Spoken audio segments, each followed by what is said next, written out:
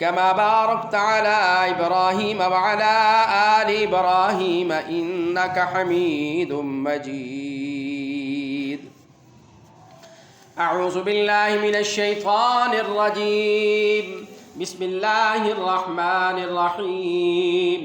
يا أيها الذين آمنوا اتقوا الله حق تقاته ولا تموتن إلا وأنتم مسلمون. يا أيها الناس اتقوا ربكم الذي خلقكم من نفس واحدة وخلق منها زوجها وبث منهما رجالا كثيرا ونساء واتقوا الله الذي تساءلون به والأرحام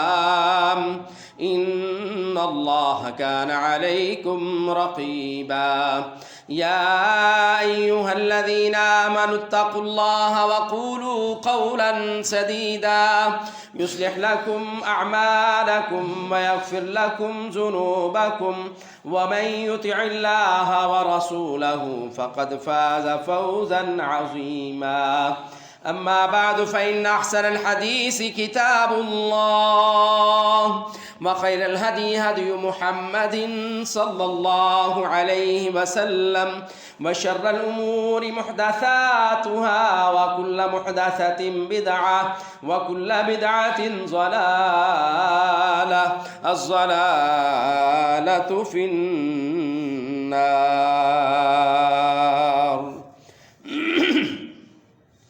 قال الله تبارك وتعالى ومن يتق الله يجعل له مخرجا ويرزقه من حيث لا يحتسب ومن يتوكل على الله فهو حسبه. قال النبي صلى الله عليه وسلم يا ابن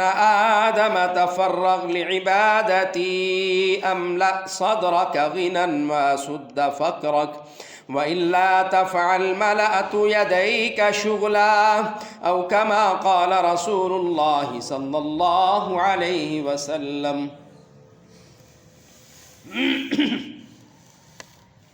ہر قسم کی تعریفات، تسبیحات، بڑائی کی، بلائی کی، کبریائی کی، جلال کی باتیں اللہ احکم الحاکمین کے لیے ہے.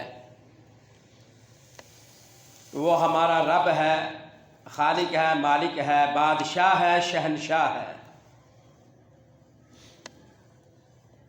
اور درود و سلام سید الانبیاء امام الانبیاء جناب محمد الرسول اللہ صلی اللہ علیہ وسلم کے ذاتی گرامی پر ہے. اللہ رب العزت نے جناب رسول اللہ صلی اللہ علیہ وسلم کو ہم انسانوں کی رشد و ہدایت کے لیے مبعوث فرمایا ہے. یقیناً وہ شخص بڑا ہی کامیاب ہے، کامران ہے، بامراد ہے جس نے اس مختصر زندگی کو جناب رسول اللہ صلی اللہ علیہ وسلم کی سیرت اور آپ کے احکامات، آپ کی صورت، آپ کے بتلائے ہوئے دین کے مطابق بنا لیا. سامعین محترم، تمہیدی کلمات کے بعد گزشتہ سے پیوستہ ہم قرآن و سنت کی روشنی میں اسلام میں غربت کا علاج کیا ہے اس پر تعلیمات کو حاصل کر رہے ہیں. اس موضوع کو ہم سیکھ کر، سمجھ کر اپنے اندر ان چیزوں کو پیدا ضرور کریں گے انشاءاللہ، اور اسی نیت سے ہم سن رہے ہیں، سنا رہے ہیں، اس سبق کو سیکھ رہے ہیں کہ زندگی کا اتار چڑھاؤ یہ انسان کو کمزور کر دیتا ہے، اور یہ کمزوری کہیں ایسی نہ ہو کہ ہمیں دین سے، اللہ سے، اس کے رسول سے، احکامات شریعت سے ہمیں دور کر دے، بلکہ ہر لمحہ اور ہر معاملے میں اسلام نے ہماری رہنمائی کی ہے. تو اسلام میں غربت کا علاج، اس کے 3 سبب ہم سماعت فرما چکے ہیں. 3 طریقوں سے ہم اس کا علاج کر سکتے ہیں. آج انشاءاللہ اس سے آگے ہم تعلیمات کو حاصل کریں گے. ان 3 اسباب میں سے جو ہم نے بیان کیے ہیں، پہلا ہے تقوی، اللہ کا ڈر اور خوف اپنے دل میں پیدا کرنا. تو اللہ اسے ہر تنگی سے مشکل سے نجات دے گا اور اس کو وہاں سے رزق عطا فرمائے گا جہاں اس کا گمان بھی نہیں ہوگا۔ دوسرا استغفار ہے، تو جو بندہ استغفار کو لازم کر دیتا ہے اللہ تعالیٰ اس کو بیٹوں جیسی نعمتوں سے بھی نوازتا ہے، مال میں فراوانی بھی دیتا ہے، قحط سالی بھی ختم فرماتا ہے اور رزق میں برکتوں کا بھی نزول فرماتا ہے۔ اور تیسرا جو ہم نے سبب سیکھا رسول اللہ صلی اللہ علیہ وسلم کے فرامین سے، تو وہ رسول اللہ صلی اللہ علیہ وسلم کے احکامات کے مطابق وہ تیسرا سبب، پہلا تقویٰ اور دوسرا استغفار، اور جو تیسرا سبب ہے وہ رسول اللہ صلی اللہ علیہ وسلم نے وہ توکل، اللہ پر توکل اختیار کرنا، اللہ پر یقین اور اخیر حد تک توکل کرنا۔ جس طرح پرندے توکل کرتے ہیں تو اللہ تعالیٰ جس طرح پرندے صبح اپنے گھونسلوں سے جاتے ہیں ان کے پیٹ خالی ہوتے ہیں اور جب شام کو واپس آتے ہیں تو ان کی پوٹے اور پیٹ بھرے ہوئے ہوتے ہیں، جو اس انداز سے اللہ پر توکل کر لیتا ہے اللہ تعالیٰ اس کی غربت کو دور فرما دیتے ہیں، اس کے رزق میں فراوانی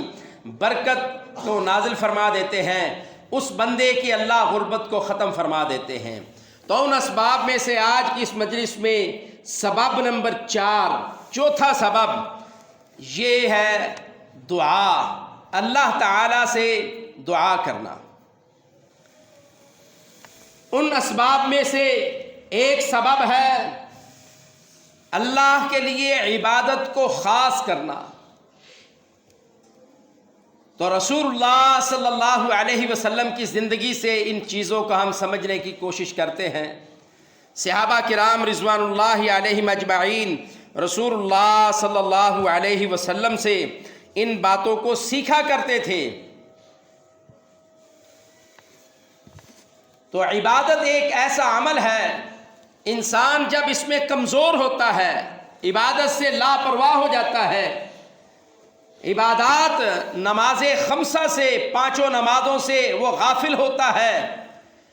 ذکر و اذکار حلال اور حرام کی تمیز ختم کر دیتا ہے، تو پھر اس پر غربت چھا جاتی ہے۔ اور رسول اللہ صلی اللہ علیہ وسلم نے اس کا زبردست قسم کا علاج بیان فرمایا ہے۔ جناب رسول اللہ صلی اللہ علیہ وسلم کی حدیث ہے، پیارے پیغمبر سید ولد اعظم جناب رسول اللہ صلی اللہ علیہ وسلم کی حدیث سنن ترمذی کی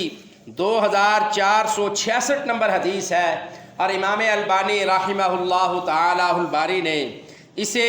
صحیح کہا ہے۔ جناب سیدنا محمد کریم علیہ الصلوات والسلام نے یہ زبردست قسم کا نسخہ اپنی امت کو صحابہ کرام رضوان اللہ علیہم اجمعین کے ذریعے ہمیں بتلایا ہے، وہ ہے عبادت کرنا۔ خالی عبادت یہ نہیں ہے کہ آدمی نکلے اور نماز پڑھی نکل گیا، اس کو اللہ کے عبادت کے لیے خود کو تیار کرنا اور اس کے لیے وقت نکالنا، خود کو اللہ کی رضا کے لیے وقف کرنا، یہ ایک ایسا عمل ہے جس کے سبب اللہ تعالیٰ انسان کی مشکلات کو، اس کے فکر اور فاقے کو ختم فرما دیتا ہے، اس کی جو معاشی فکر ہے اسے ختم فرما دیتا ہے۔ رسول اللہ صلی اللہ علیہ وسلم نے اپنے صحابہ سے مخاطب ہو کر ارشاد فرمایا، اور یہ حدیث بھی حدیث قدسی ہے، اللہ رب العزت کا فرمان ہے، اور یہ ایسا فرمان ہے کہ نبی علیہ الصلوۃ والسلام نے اپنے صحابہ سے مخاطب ہو کر کہا یا ابن آدم، کیا میرے صحابہ اللہ کا یہ پیغام ہے، اللہ کی طرف سے یہ پیغام ہے۔ اللہ رب العزت کہتے ہیں یا ابن آدم، اے آدم کے بیٹے، تفرغ لعبادتی، اے آدم کے بیٹے میری عبادت کے لیے، ریاضت کے لیے اپنے آپ کو فارغ کیجئے، وقت نکالیے، میری عبادت کے لیے وقت کو خاص کیجئے۔ املا صدرک غنن، رسول اللہ صلی اللہ علیہ وسلم نے ارشاد فرمایا کہ اللہ رب العزت کہتے ہیں اے میرے بندے میری عبادت کے لیے تو وقت کو خاص کر، میں تیرے گھر کو، تیرے آنگن کو، تیرے سینے کو، اللہ اکبر، تیرے دل کو غنا کے ساتھ بھر دوں گا۔ املا صدرک غنا، میں تیرے سینے کو، گھر کو غنا سے، غربت کو ختم کرتے ہوئے فراوانی کے ساتھ اس کو بھر دوں گا۔ اور پھر رسول اللہ صلی اللہ علیہ وسلم نے فرمایا وَأَسُدَّ فَقْرَكَ، صرف اللہ تعالیٰ فراوانی ہی نہیں کریں گے بلکہ جتنی یہ فکر و فاقے کی باتیں ہیں، پریشانی کی باتیں ہیں، مال کو کمانے کی یا مال کے کم ہونے کی جو فکر ہے، رسول اللہ صلی اللہ علیہ وسلم نے فرمایا اللہ کہتے ہیں میں پھر اس فکر کو، اس فاقے کو ختم کر دوں گا، روک دوں گا۔ وَأَسُدَّ فَقْرَكَ، اے میرے بندے، اے آدم کے بیٹے، میرے لیے عبادت کے لیے وقت کو خاص کر، میں تیرے سینے کو، تیرے گھر کو، تیرے کام کاج کو غنا، فراوانی سے بھر دوں گا۔ اور تیرے اندر جتنے یہ سوچ بچار آ جاتی ہے نا کہ یہاں مجھے نقصان ہو رہا ہے، یہاں مجھے کمی ہو رہی ہے، یہاں مجھے فقیری کا ڈر ہے، رسول اللہ صلی اللہ علیہ وسلم نے فرمایا اللہ کہتے ہیں وَأَسُدَّ فَقْرَكَ، اے آدم کے بیٹے تیری فقیری کے ڈر کو بھی ہم ختم فرما دیں گے۔ اور ساتھ کیا فرمایا؟ فرمایا وَإِلَّا تَفْعَلْ، اے میرے بندے اگر تو ایسا نہیں کرے گا، اے آدم کے بیٹے اگر تو ایسا نہیں کرے گا، میری عبادت کے لیے وقت نہیں نکالے گا، وَإِلَّا تَفْعَلْ، اگر تو میرے عبادت کے لیے وقت نہیں نکالے گا، فرمایا مَلَأْتُ يَدَيْكَ شُغْلًا، پھر میں تیرے ہاتھوں کو، دونوں ہاتھوں کو کام کاج سے ان کو مصروف کر دوں گا۔ یہ ایسے مصروف ہوگے کہ ہمیشہ تجھے کام کاج کی، کمانے کی فکر ہوگی۔ رسول اللہ صلی اللہ علیہ وسلم نے فرمایا وَلَمْ أَسُدَّ فَقْرَكَ، ساتھ اللہ رب العزت نے کہا تیرے ہاتھوں کو ہر وقت مصروف بھی کر دوں گا اور تیری فقیری کو بھی ختم نہیں کروں گا۔ یہ حدیث قدسی ہے، زبردست قسم کا نسخہ اس میں اللہ رب العزت نے آدم کے بیٹے کو بتلایا ہے، اور رسول اللہ صلی اللہ علیہ وسلم نے اپنے صحابہ کو بتلایا، اور یہ امت کے لیے پیغام بنا۔ ہم نے زندگی میں ان چیزوں کا بڑی دفعہ مشاہدہ کیا ہے، لیکن ہم نے کبھی ان پر غور و فکر نہیں کیا۔ اپنی آنکھوں سے دیکھتے ہیں، روزمرہ کے معاملات میں دیکھتے ہیں، لیکن کبھی ہم نے اس سے نصیحت حاصل نہیں کی۔ بعض لوگ ایسے ہیں جو ہر وقت کام کاج میں لگے ہوئے ہوتے ہیں، ہمیشہ کام کاج میں لگے ہوئے ہوتے ہیں، اور ان سے پوچھے ہاں بھائی تمہارے پاس ٹائم ہی نہیں ہے، تو وہ کہے گا میری اتنی مصروفیت ہے آپ سوچ ہی نہیں سکتے میں کتنا مصروف ہوں۔ اور بھائی نماز کے لیے، عبادت کے لیے، ذکر و اذکار کے لیے وقت نکالو، تو وہ فوراً کہہ دیں گے مجھے ٹائم ہی نہیں ملتا۔ تو اگر اس سے پوچھ لیا جائے اچھا بھائی تم کام میں اتنے مصروف ہو، تمہیں نماز اور عبادت کے لیے بھی ٹائم نہیں ملتا، تو پھر بتلا مال تو بڑا اکٹھا کیا ہوگا، کاروبار جو کرتا ہے، محنت مزدوری کرتا ہے، کارخانہ دکان چلاتا ہے، پھر مال بھی بڑا اکٹھا کیا ہوگا۔ تو وہ ساتھ ہی کہہ دے گا مال بھی بچتے ہی نہیں ہے، ضرورتیں ہی اتنی ہیں کہ جتنا آتا ہے لگتا ہی چلا جاتا ہے۔ تو وہ اس حدیث کا مصداق ہے، فرمایا وَإِلَّا تَفْعَلْ مَلَأْتُ يَدَيْكَ شُغْلًا، اے آدم کے بیٹے اگر میری عبادت کے لیے تو وقت نہیں نکالے گا تو پھر اللہ کہتے ہیں میں تیرے ہاتھوں کو مصروف کر دوں گا، یہ کام کاج میں ہمیشہ مصروف رہیں گے، اور ہوگا کیا وَلَمْ أَسُدَّ فَقْرَكَ، اور تیری جو فقیری ہے نا، ضرورت ہے، غربت، اس کو بھی نہیں ختم ہونے دوں گا، ہمیشہ کام میں بھی لگا رہے گا اور تیری ضرورتیں بھی پوری نہیں ہوگی۔ یہ اللہ رب العزت کی طرف سے سزا ہے ایسے بندے کے لیے جو اللہ کے لیے اپنے وقت کو خاص نہیں کرتا، عبادت کے لیے وقت نہیں نکالتا، اللہ پھر اس کی رسی کو دراز کر دیتے ہیں، اس کو کام کاج میں مصروف کر دیتے ہیں۔ بڑی دفعہ ایسے ہوا ہے، بازار میں جائیں، لوگوں کے پاس کوئی چیز خریدنے کے لیے گئے ہیں تو دکاندار اس نے یا گھر سے کھانا لایا ہوا ہوتا ہے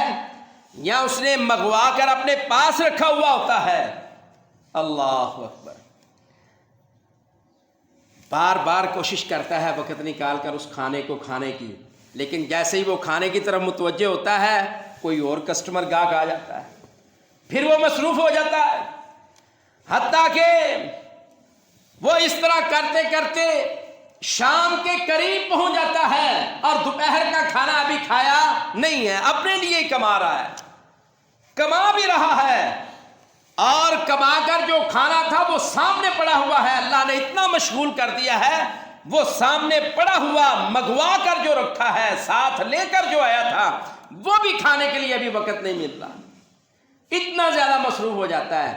اور پھر خود کو برا بھلا بھی کہتا ہے کہ فلاں ہو جائے، ایسے ہو جائے، یہ ایک تو کام ایسا ہے، یہ ہے، کاروبار کو بھی پھر برا بھلا کہے گا، کبھی کبھی تو وہ کھانے کو، رزق کو بھی برا بھلا کہہ دیتا ہے کہ یہ پاس ہونے کے باوجود ہمیں کھانے کا موقع نہیں ملتا۔ بھائی کیسے ملے گا؟ رسول اللہ صلی اللہ علیہ وسلم نے اللہ رب العزت کا پیغام ہمارے تک پہنچایا ہے، کہا یا ابن آدم تفرغ لعبادتی، اے آدم کے بیٹے میرے لیے اپنے عبادت کا وقت خاص کر، میری عبادت کے لیے کوئی وقت کو خاص کر، ملا تو املا صدرک غنن، میں تیرے سینے کو، تیری ضرورتوں کو پورا کر دوں گا، تجھے غنی بنا دوں گا، مالدار بنا دوں گا، واسد فقرک، اور تیری فقیری کو اس کو بھی ختم کر دوں گا، وَإِلَّا تَفْعَلْ، اور اگر تو ایسے نہیں کرے گا،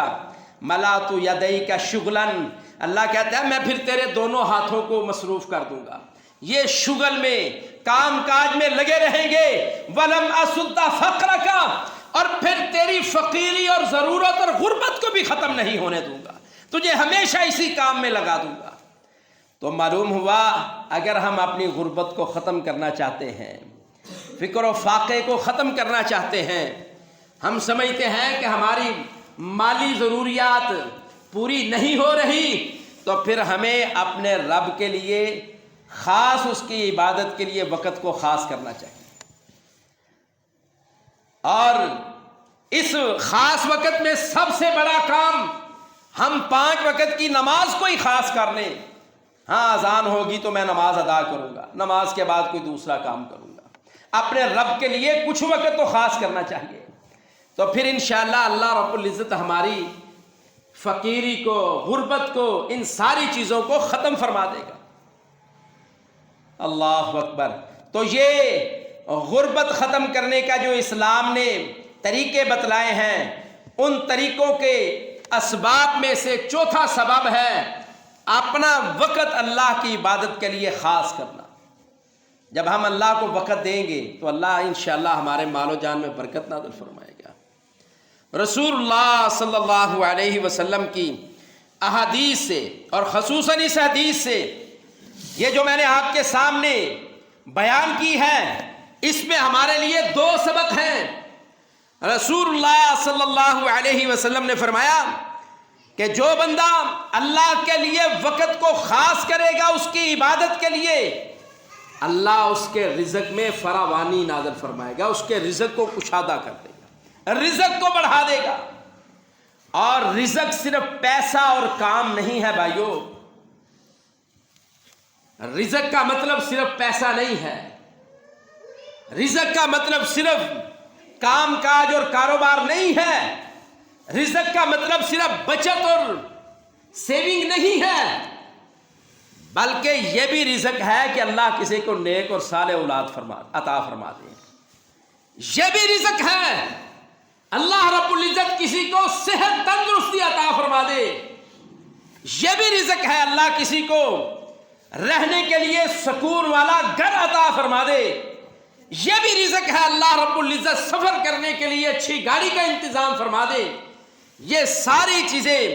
رزق میں شمار ہوں گی، کیونکہ ان سب چیزوں کو عطا کرنے والا رب ہے، اور رب جو عطا کرتا ہے وہ رزق ہوتا ہے۔ تو جو بندہ اللہ کے لیے اپنے وقت کو خاص کرے گا عبادت کے لیے، اللہ اس کے رزق میں کشادگی نازل فرمائیں گے۔ اور دوسرا اس حدیث سے ہمیں جو سبق ملا وہ یہ ہے کہ اللہ رب العزت ایسے بندے کو لوگوں سے بے نیاز کر دے گا، کیونکہ اس نے اپنے رب کے لیے وقت نکالا ہے، اور اللہ اس کے ضرورتوں کو پورا فرمائے گا، اور اس کی تنگ دستی کو، فقیری کو، فاقے کو ختم فرمائے گا، اور لوگوں سے بے نیاز کر دے گا۔ اور جو بندہ اس حدیث پر عمل نہیں کرے گا تو یاد رکھیے اللہ رب العزت اسے بیکار کاموں میں الجھا دے گا، بیکار کاموں میں۔ ملأت یدیک شغلا، حدیث کے الفاظ ہیں، نبی علیہ الصلوۃ والسلام نے فرمایا، اللہ کہتے ہیں میں تیرے دونوں ہاتھوں کو مصروف کر دوں گا۔ بیکار کاموں میں اللہ اسے، جو عبادت کے لیے وقت نہیں نہ نکالے گا، اللہ اسے بیکار کاموں میں مشغول کر دے گا۔ اور دوسری سزا اللہ اس کو یہ دیں گے کہ لوگوں کا وہ محتاج بن جائے گا، ہر کسی سے مانگتا پھرے گا، ہر کسی سے روتا پھرے گا اور کہتا پھرے گا کام بھی کرتا ہوں، محنت بھی کرتا ہوں، سارا دن آپ نے دیکھا نہیں، صبح جاتا ہوں اور شام کو واپس آتا ہوں، لیکن میری ضرورتیں پوری نہیں ہوتی۔ میں اتنے کما کے لایا تھا اور گھر آیا تو اتنی لمبی آگے فہرست تھی ضرورتوں کی، ان میں صرف 2 ہی پوری ہوئی ہیں، باقی تو ساری رہ گئی ہیں۔ نہ بچے مجھ پر راضی ہیں، نہ گھر والے راضی ہیں، نہ والدین راضی ہو رہے ہیں، نہ بیوی کی ضرورتیں پوری ہو رہی ہیں، نہ رشتہ داروں پر خرچ کرنے کا موقع ملتا ہے۔ اور بھائی کس طرح ملے گا؟ تو اپنے رب کے لیے، اپنے رب کے لیے وقت کو خاص کر کے میں نے اللہ کی یہ عبادت کرنی ہے، اللہ تیری ساری ضرورتوں کو پورا فرما دے۔ اور برکت تب ہی ہوتی ہے جب اللہ ضرورتوں کو پورا کر دے۔ تو ان اسباب میں سے جس سے غربت کو ختم کیا جا سکتا ہے، چوتھا سبب یہ ہے کہ اللہ کے لیے، اس کی عبادت کے لیے اپنے وقت کو خاص کرنا۔ اور پانچواں سبب ان اسباب میں سے جس کے ذریعے ہم اپنی غربت کو ختم کر سکتے ہیں، اللہ تعالیٰ سے دعا کرنا، التجا کرنا، اللہ کے سامنے گڑ گڑانا، اللہ کے سامنے اپنے حالات کو رکھنا اور اس حالات پیش کر کے رونا، اللہ سے مانگنا۔ بے شک ہمارا رب ساری باتوں کو جانتا ہے، وہ جانتا ہے میرے اس بندے کو ان چیزوں کی ضرورت ہے، اس کے باوجود اس کے سامنے دامن پھیلانا، ہاتھ پھیلانا، دعا کرنا، التجا کرنا، یہ ہم بندے ہیں نا اس کے، ہمارے لائق یہی ہے، ہم ہمیشہ اس سے مانگتے ہیں۔ تو دعا کیجئے۔ ان اسباب میں سے ایک سبب یہ ہے کہ دعا کیجئے، اللہ تعالی دعا کے بدلے بھی اپنے بندوں کی غربت کو، فقیری کو ختم کر کے اپنے بندوں کی ضرورتوں کو پورا فرماتا ہے۔ آئیے اس بات کو حدیث سے سمجھتے ہیں۔ اللہ اکبر۔ مسلمانوں کے لیے لازم ہے جہاں عبادت کے لیے وقت نکالے، تنہائی میں بیٹھ کر، رات کے اندھیرے میں، چلتے پھرتے، دن کی روشنی میں، اپنے رب سے جس نے اس بندے کو پیدا کیا ہے اس کے سامنے گڑ گڑائے، دعائیں کرے۔ رسول اللہ صلی اللہ علیہ وسلم کے صحابی سیدنا انس رضی اللہ تعالیٰ عنہ بیان فرماتے ہیں، سیدنا انس بن مالک رضی اللہ تعالیٰ عنہ بیان فرماتے ہیں، نبی علیہ الصلوۃ والسلام جعل المہاجرون والانصار یحفرون الخندق حول المدینہ، یہ مدینہ کے ارد گرد جب خندق کھودی جا رہی تھی، دشمنوں کے، اس وقت کے جتنے بھی غیر مسلم دشمن تھے ان سے حفاظت کے لیے مدینے کے ارد گرد جب خندق کھودی جا رہی تھی۔ اللہ اکبر۔ اور صحابہ کرام رضوان اللہ علیہم اجمعین اس خندق سے جو مٹی کھود کر خندق بنا رہے تھے، اس مٹی کو اپنی کمروں پر لاد کر باہر پھینک رہے تھے۔ ایک خندق کھودی جا رہی تھی، دوسری اس مٹی کو نکال کر اس سے بڑا سا بند باندھا جا رہا تھا۔ اس موقع پر رسول اللہ صلی اللہ علیہ وسلم اپنے صحابہ کے ساتھ کتنے پیار اور محبت سے پیش آ رہے تھے۔ سیدنا انس بن مالک رضی اللہ تعالیٰ عنہ کہتے ہیں کہ صحابہ کی زبان پر یہ کلمات تھے، نحن الذین بایعوا محمدا، نحن الذین بایعوا محمدا علی الاسلام ما بقینا ابدا، کہ صحابہ خندق کھود رہے تھے، محنت اور مشقت کر رہے تھے، اور ساتھ ساتھ یہ کلمات، یہ شعر، یہ ترانہ، یہ نظم کہہ رہے تھے، نحن الذین بایعوا محمدا، ہم وہ لوگ ہیں جنہوں نے محمد الرسول اللہ صلی اللہ علیہ وسلم کے ہاتھ پر بیعت کی ہے۔ کس بات کی بیعت کی ہے؟ علی الاسلام ما بقینا ابدا، کہ جب تک ہمارے جسموں میں جان ہے ہم اسلام پر زندہ اور قائم رہیں گے۔ ہم اسلام کے لیے ہیں اور اسلام ہمارے لیے ہے، ہم اسلام کے لیے ہیں، جب تک زندہ رہیں گے اسلام پر قائم اور دائم رہیں گے، محمد الرسول اللہ صلی اللہ علیہ وسلم کے دین پر قائم رہیں گے، آپ کی حرمت پر، آپ کی عزت اور احترام پر قائم رہیں گے۔ سیدنا انس بن مالک رضی اللہ تعالیٰ عنہ کہتے ہیں ہم یہ کہہ رہے تھے اور رسول اللہ صلی اللہ علیہ وسلم صحابہ کا جواب ان کلمات کے ساتھ دے رہے تھے، اللہم انہ لا خیر الا خیر الآخرہ، اے اللہ کوئی بلائی نہیں ہے، کوئی خیر نہیں ہے، اے اللہ آخرت کی خیر اور بلائی کے سوا کوئی بلائی نہیں ہے، اے اللہ ہمیں آخرت کی خیر اور بلائی عطا فرما۔ نبی علیہ السلام اپنے صحابہ کے ان کلمات کے ساتھ جواب دے رہے تھے اور ساتھ فرما رہے تھے، فبارک فی الانصار والمہاجر، فبارک فی الانصار والمہاجرہ، اے اللہ میرے انصار صحابہ اور مہاجرین کے یہ مہاجرین صحابہ پر اپنی برکتوں کو نازل فرما، اے اللہ ان کے مال و جان میں برکتوں کو نازل فرما، اے اللہ ان کی زندگیوں میں برکتوں کو نازل فرما، اے اللہ ان کے ایمان اور اتحاد اور اتفاق میں برکتوں کو نازل فرما۔ سیدنا انس بن مالک رضی اللہ تعالیٰ عنہ کہتے ہیں رسول اللہ صلی اللہ علیہ وسلم ان کلمات کے ساتھ صحابہ کا جواب دے رہے تھے، جو صحابہ یہ شعر پڑھ رہے تھے، نحن الذین بایعوا محمدا علی الجہاد ما بقینا ابدا علی الاسلام ما بقینا ابدا، کہ ہم محمد الرسول اللہ صلی اللہ علیہ وسلم کے ہاتھ پر بیعت کرتے ہیں، جب تک ہمارے جسموں میں جان ہے زندہ رہیں گے، اسلام پر، جہاد پر اور نبی علیہ السلام کے لیے حرمت پر ہم زندہ رہیں گے، اسلام پر زندہ رہیں گے۔ تو نبی علیہ السلام ان کو جواب دے رہے تھے، اللہم لا خیر الا خیر الآخرہ، اے اللہ آخرت کی بلائی کے علاوہ کوئی بلائی ہمیں نہیں چاہیے، بہترین بلائی اور خیر آخرت ہے، اے اللہ کل قیامت کے دن کی آخرت کی بلائی اور خیر ہمیں عطا فرما۔ اور ساتھ فرماتے، اے اللہ ان مہاجرین اور انصار میں برکت کو نازل فرما۔ نبی علیہ السلام اللہ تعالیٰ سے دعا کر رہے ہیں، کن کے لیے؟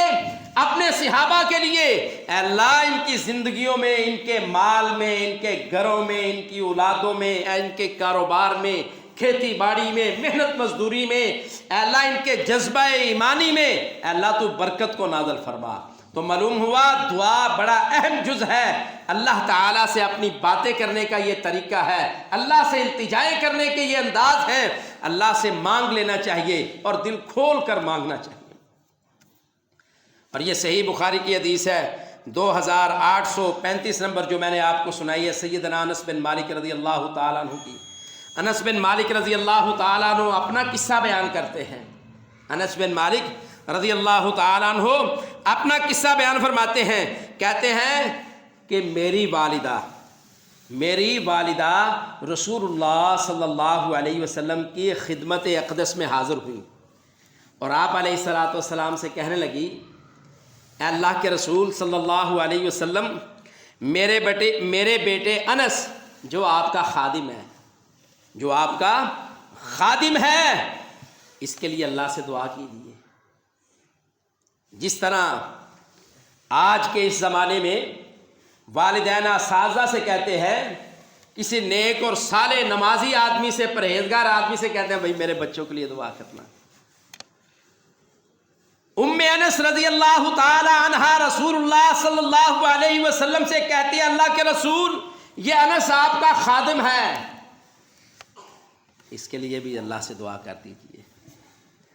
اللہ اکبر۔